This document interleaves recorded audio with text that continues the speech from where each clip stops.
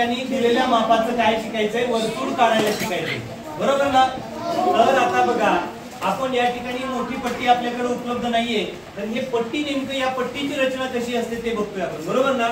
0 ते 1 मध्ये किती मिलीमीटर आहेत रे? 10. 1 ते 2 मध्ये किती मिलीमीटर आहे? 10.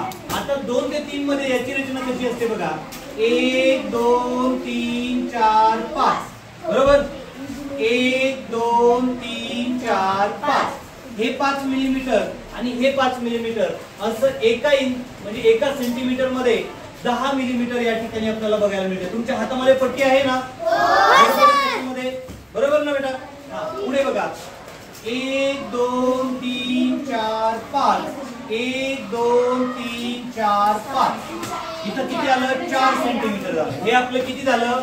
4 सेंटीमीटर झालं. त्याच्यानंतर पुढे बघा, 1 2 3 4 आणि हे 5, 1 2 3 4 5, हे किती सेंटीमीटर झालं रे? 5 सेंटीमीटर झालं, बरोबर ना. पुढे बघा, 1 2 3 4 5, 1 2 3 4 5, हे झालं 6 सेंटीमीटर, बरोबर का. 6 सेंटीमीटर. आपली एक साधारण पट्टी ही बघा, ही जी तुमच्या हातामधली पट्टी आहे ती किती सेंटीमीटरची आहे? 15 सेंटीमीटरची आहे, बरोबर ना. आणि जी मोठी पट्टी असते थोडीशी, ती किती सेंटीमीटरची असते? 30 सेंटीमीटरची असते, बरोबर ना. तर आता बघा, या ठिकाणी आपला प्रश्न आहे की आपल्याला 5 सेंटीमीटर त्रिज्या असलेले वर्तुळ काढायचे, बरोबर ना. ज्या वर्तुळाची त्रिज्या 5 सेंटीमीटर असते बेटा करण, त्या वर्तुळाचा व्यास किती असतो बरं? मग त्रिज्येचा व्यास किती असतो?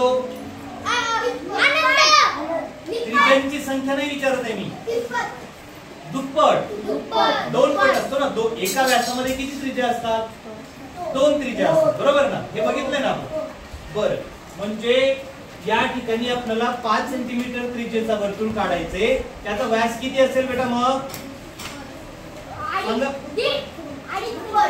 5 च्या दुप्पट किती? 10. Very good.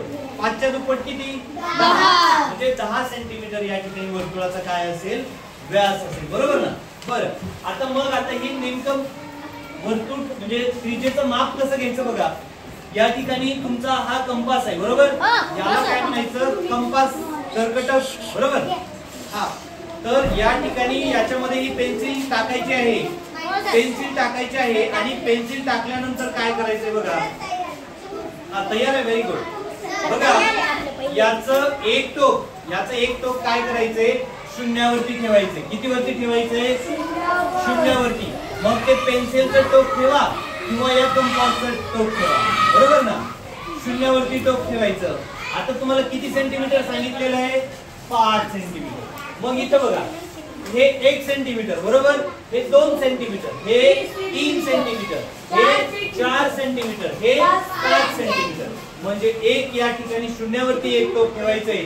या कंपासचं एक टोक शून्यावरती ठेवा आणि दुसरं टोक किती ठेवा? 5 वरती. बघा, आपण या लहान पट्टीवरती बघा, हे फळ्यावरती लक्षात आलं का तुमच्या? मग काय करायचं? या ठिकाणी बघा, हे मी एक टोक याचं काय करत आहे? शून्यावर ठेवत आहे, सांगितल्याप्रमाणे. आता आपण हे बघा, एक टोक शून्यावरती ठेवा तुम्ही पण. ठेवलं का?